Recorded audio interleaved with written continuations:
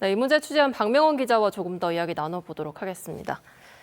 앞서 보도를 보면 상당히 비위생적인 환경에서 무나 오이 같은 재료들이 제조가 되곤 있었는데 박 기자가 현장을 직접 다녀왔잖아요. 이런 제품들이 어떻게 전국적으로 유통이 될 수 있었던 겁니까?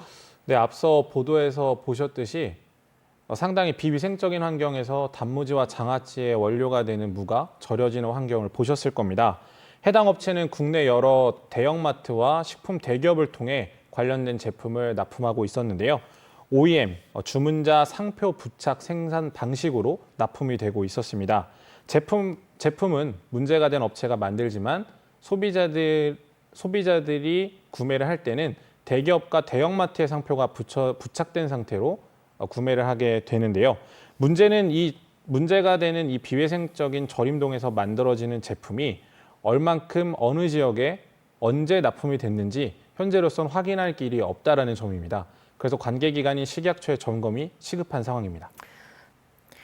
네, 앞서 말씀을 해주신 것처럼 대형마트는 물론이고 온라인 쇼핑몰에서도 지금 유통이 빠르게 되고 있는 거잖아요.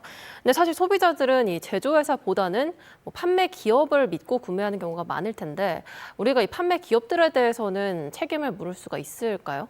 네, 사실 소비자들은 이 제품을 생산한 업체보다는 이 제품을 받아서 소비자들에게 직접 판매하는 대기업과 유통업체를 믿고 구매하고 계신데요.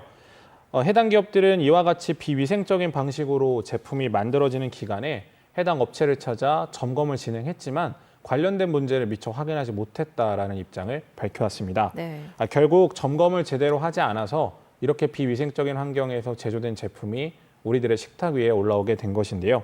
일단 당장 판매되고 있는 제품들을 모두 철수시키고 온라인 쇼핑몰이나 이런 데서도 문제가 되는 제품들이 있는지 점검에 나서겠다라고 했는데요.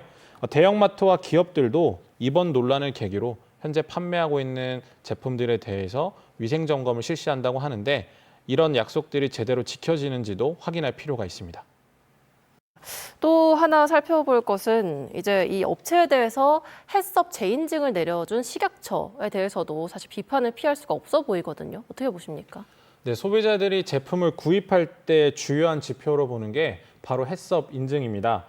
우리 아이들의 급식을 납품할 때도 바로 이 해썹 인증을 받아야지만 납품이 가능한데요. 문제는 이 해썹 인증을 지난 4월 말 식약처 산하기관인 한국식품안전관리인증원이 심사를 거쳐 재인증을 해줬다라는 점입니다. 네.